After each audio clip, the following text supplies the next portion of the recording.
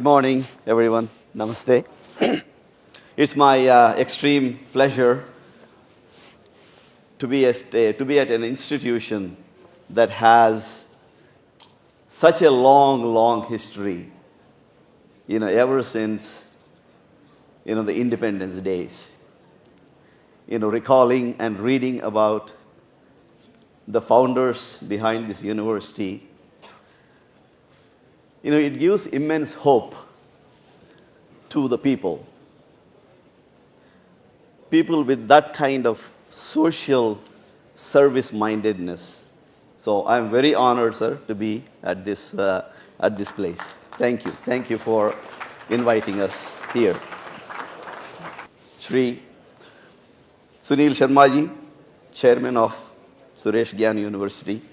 Shri Gurjal Jagan Mohan ji from Chittoor Assembly Constituency of Andhra Pradesh Assembly. The Vice Chancellor, Mr. Arunansu Haldar ji, Kanishk Sharma ji, Dr. Sudhanshu ji, Chief Mentor of the University, Dr. Arastu Sharma, a brilliant mind and very impressive presentation.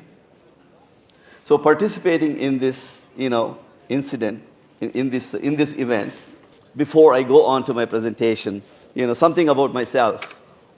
I come from a rural place, a rural place, a small village, very remote place of about 40 houses. I studied, in my village of this, 40 houses, in a local language, Telugu medium, until until 5th standard, and then went on by the grace of God, I would say, and the encouragement from my parents. I got an opportunity to study and educate myself. A rural boy from a small village, working hard, studying hard, and raising in society as well as in a professional career, reaching to the level of a vice president of one of the world's largest companies by name NVIDIA. So, I think that story, or my story, resonates with a lot of people of this country as well as the world. And a lot of youngsters that are sitting here. I'm pretty sure a lot of people have come from small rural places. Once we put our mind to it and hard work behind it, I think one can achieve anything. Now, the title of my presentation is The Next Revolution. Now, before we talk about next revolution, let's look at what other revolutions were there before. So, if we were to look at, what happened in our past history, you will see in 1800s, before 1800s, our society was all based on agriculture, pretty much. The entire world was based on agriculture, and all the work that we did was with our hands. That's our human history. But in 1700s, mechanization came into the picture, and this happened in England. Now, one of the first mechanizations happened in the field of weaving. So at that time, the weavers in England had massive protests, a lot of strikes, because people were afraid of So people were afraid of what would happen to our livelihood, what would happen to our jobs. So just like the fear that we hear in today's world, with the advent of this artificial intelligence, what is going to happen to my livelihood? What's going to happen to my job? So that's a valid concern. That's nothing to sneeze about. It is a valid concern, right? But if we were to look back at the history, Now, because of that mechanization, and if we were to take the example of the weavers, now you can see all of us are able to wear some nice clothes because of this mechanization. And it has done immense good for the mankind. So that mechanization, that technology of that era actually helped the humanity.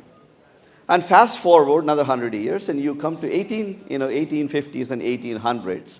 That's when the electricity was invented. So when electricity was invented, combining that electricity with the machines that were already invented, and those machines were running on steam technology. But as soon as the electricity was invented, that technology was applied to the machines that were already invented.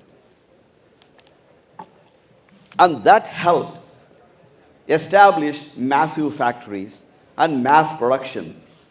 And that technology helped mankind.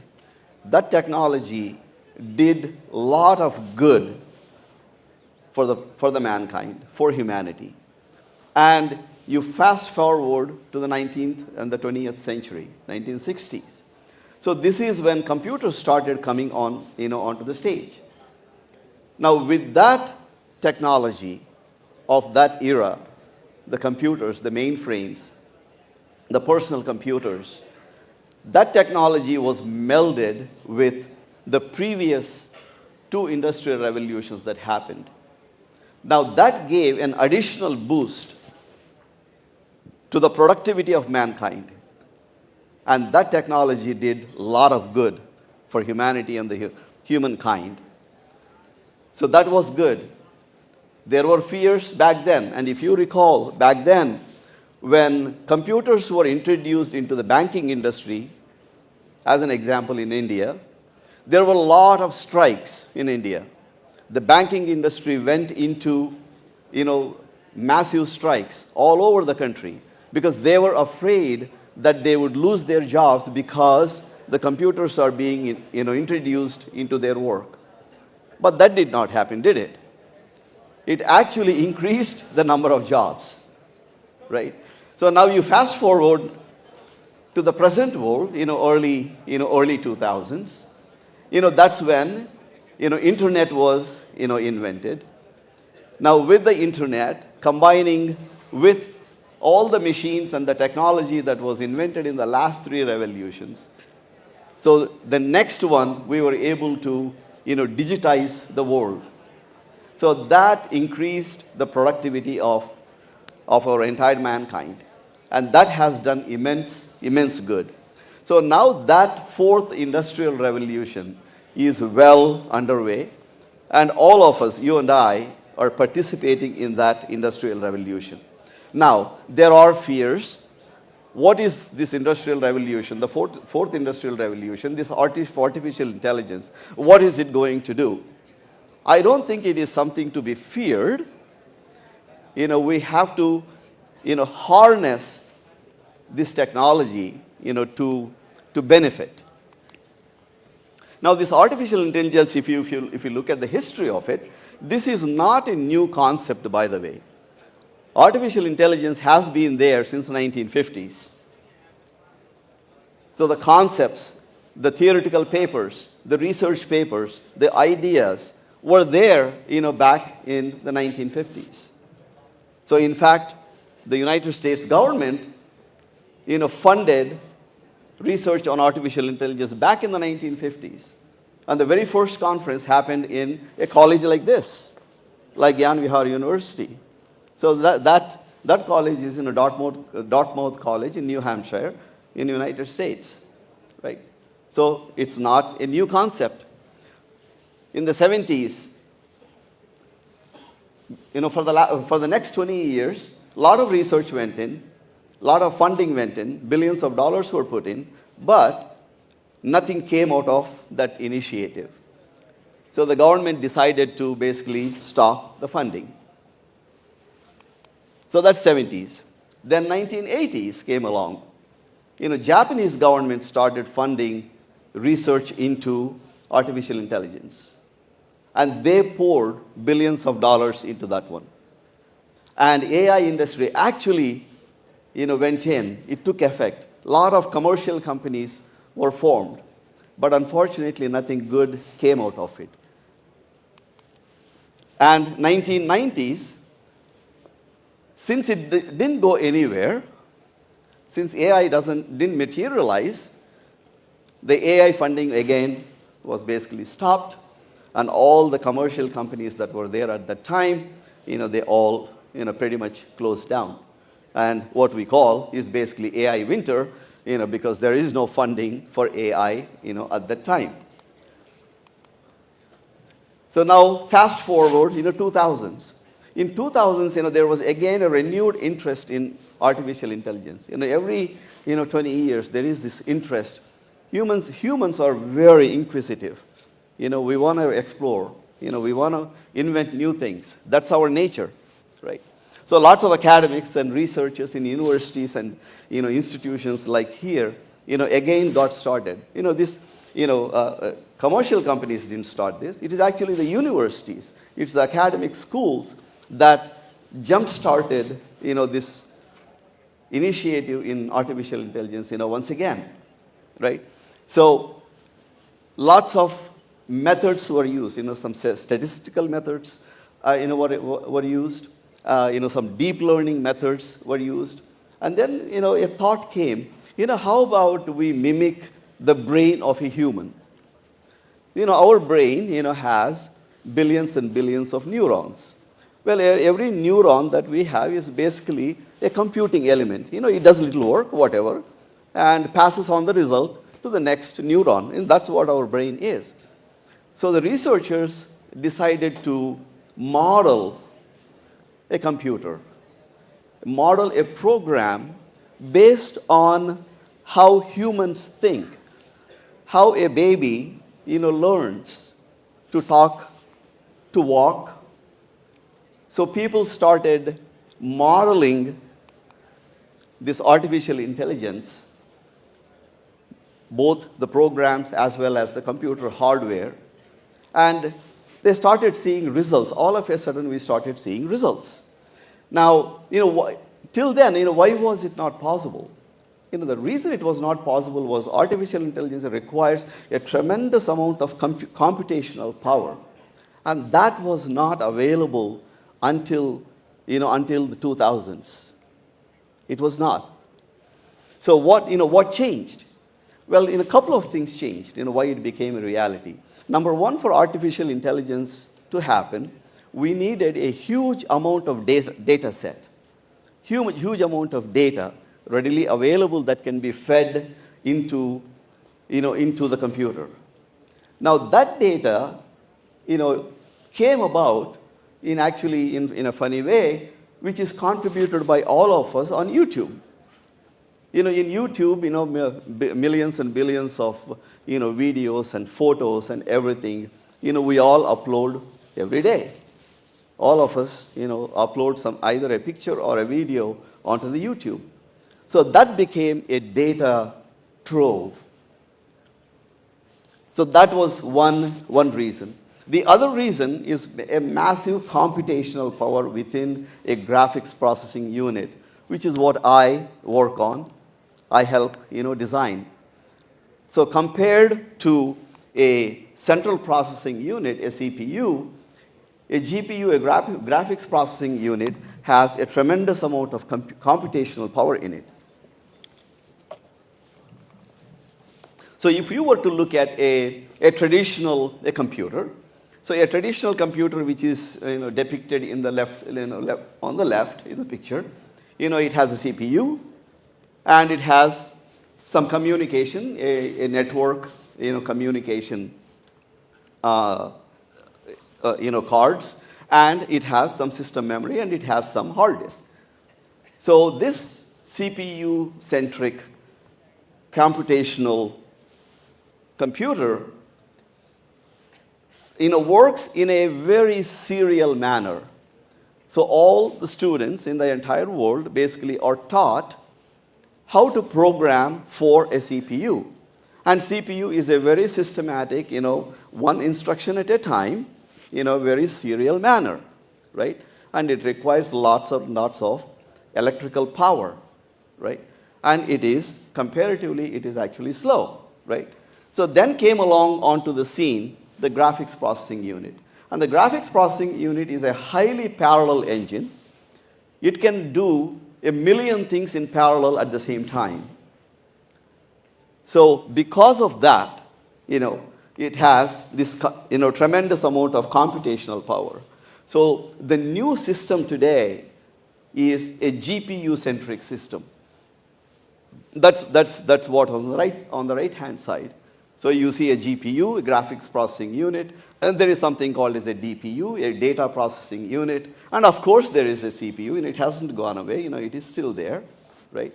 So because of these two reasons, the availability of data, massive amount of data, and the availability of this massive computational power, a new compute platform, is born. Now this is where the entire AI is running. This is the reason why AI became a reality. So now we are talking about, the early 20s. So as soon as both of them were available, so people said, how do we teach the computers? Well, how about, I show a picture to a computer, and and we taught the computer to recognize, whether the picture that I gave it, is it a cat or is it a dog, right? So that's actually a very, very complex task, to look at the picture, to look at the picture and analyze the picture and figure out whether it's a dog or a cat, right? So that is what happened in the early 2012, right? So fast forward, the 2020s, because of, the excellent results that people were seeing, the scientists, billions of dollars were invested. And there came a time that is in November 2022, ChatGPT was announced. So as soon as ChatGPT was announced, 100 million subscribers signed up for ChatGPT in 1 month's time. This is the fastest growth of any application, ever, right? So that was the beginning. That's when people actually realized, AI is here. Well, actually, AI has been there for decades.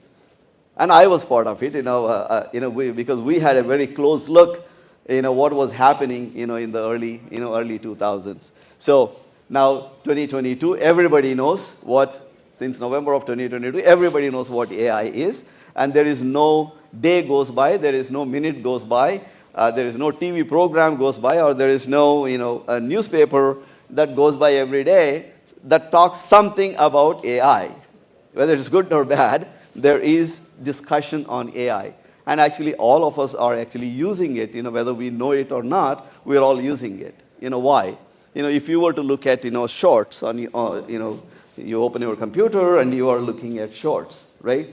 So the behind the scenes, it is actually artificial intelligence that is analyzing you, that is studying you. It knows what you like. It knows what you don't like. Oh, it knows, what kind of jewelry you like, or what kind of shirt do you like. It analyzes and gives you a recommendation to buy this, to do that, to watch this, right? So those are the recommendation engines. That is artificial intelligence behind you. Whether you know it or not, you're already using it, right? And the rest is history, as they say. So the next revolution. Now, we are participating in the next revolution, actually. This is the fourth industrial revolution. So the heart of the fourth industrial revolution is this artificial intelligence, AI, right? Now, there is massive automation going on in every field that you can imagine. Whether it is in software, hardware engineering, whether it is autonomous vehicles, driverless vehicles, robotics, manufacturing. You can think of any field, it really doesn't matter. AI is touching. It is touching, right? And there are, in the Western countries, there are already driverless cars already on the roads. In multiple cities, there are already autonomous cars, right? Now, all of this has created a lot of, anxiety, fear. What's going to, the loss of jobs, is a big thing, right? Any technology, whether it's AI or any technology, whether you can use it for good or you can use it for bad. Well, think of nuclear technology. Nuclear technology, you can use it for bad.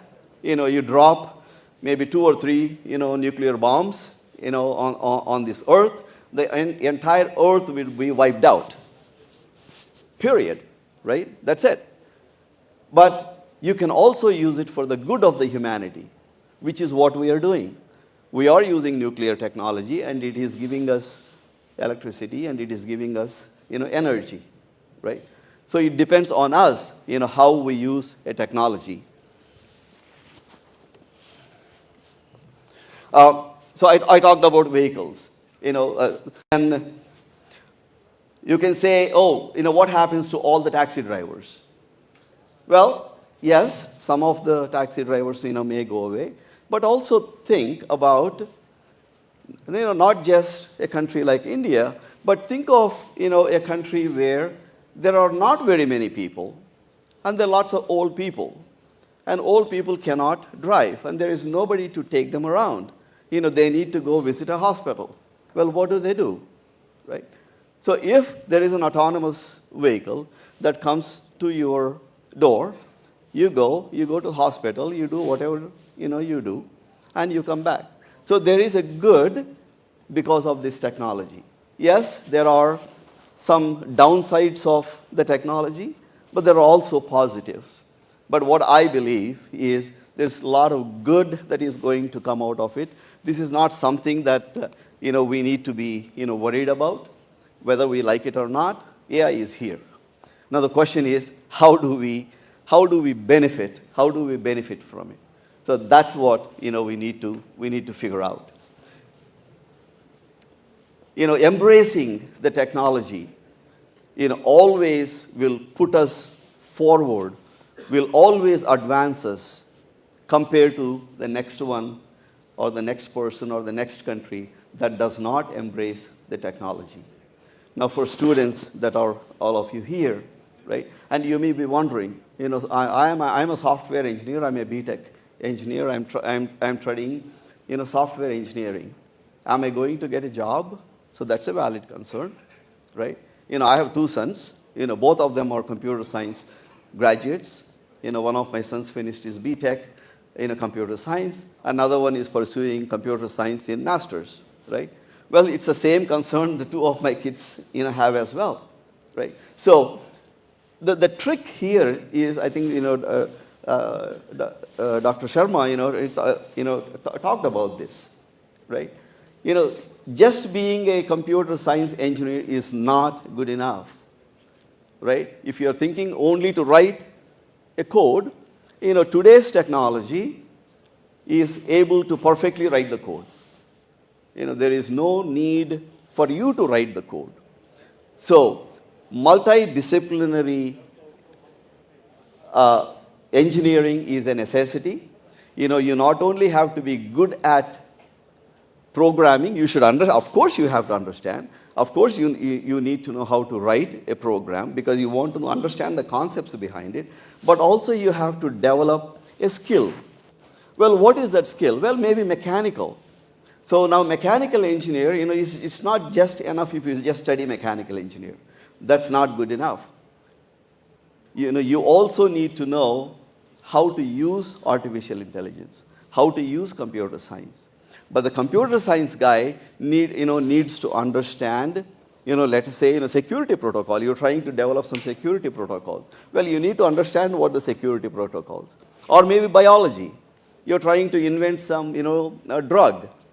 You're doing some research in, biotechnology. So you will need to have that cross-disciplinary knowledge, knowing about some other field, in addition to having the knowledge about computer science. So that is a necessity. That's a requirement, going forward. Now, today there is something called as the new roles that are coming out, prompt engineers. Now, I'm pretty sure, you all have used either ChatGPT or, basically you say something, you give a prompt, and out comes the result. You can say, please tell me something about Gyan Vihar University. And the AI goes and creates a beautiful, essay for you, right? So, giving appropriate prompt, understanding the knowledge. So the language skill is very, very, very important. So maybe an English major, Bachelor of Arts, with English major, can produce an excellent result compared to a computer science graduate. Because the Bachelor of Science English, has English major, or whatever, not necessarily English major, but, skill in the language. Having a skill in the language is going to put that person a little bit ahead of the next person. So having knowledge about language is very, very, very essential, right? So AI, has this, fantastic knowledge base, irrespective of which language you talk. Whatever language you speak, that language will be converted into a program. So it really doesn't matter whether you speak English or Hindi or Telugu or Rajasthani or whatever language that you speak. It really doesn't matter. It really doesn't matter. That's one of the beautiful advantages of AI. Think about a person in a remote village who absolutely doesn't know how to write and how to read. And that person today is unable to use the technology to the fullest extent. Today, yes, they are able to browse, fantastic, that's great. But they are not taking the full advantage of the technology. But with this AI coming into the picture, that person is able to talk in any language, it really doesn't matter, and out comes the result.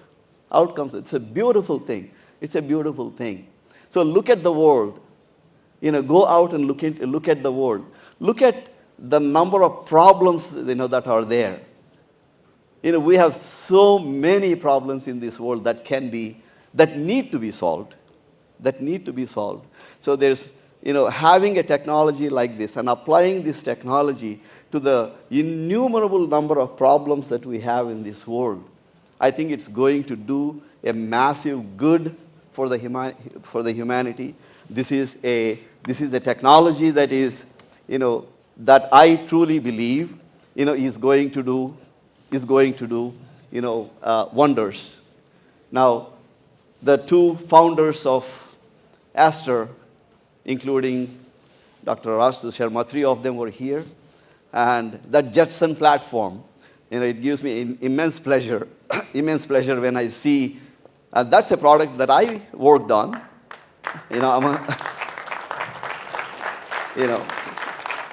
Among number of engineers, I was also one of them. I worked on that on that product. Jetson was in my lab. I run 14 labs across the world. In Bangalore, Hyderabad, in Israel, in Santa Clara, and Shanghai. I have labs, and I run a total of 14 labs. And of course, these are very highly specialized labs that help in designing these chips and chips and systems. So it gives me immense pleasure, to see Jetson platform just running around, on the stage. So you have, undertaken a very impressive step forward. I congratulate Dr. Rastu Sharma for the CEO of Aster. A fantastic program. You are melding the school curriculum with the industries expertise you are bringing in, and you're merging these two together. So that's a fantastic thing.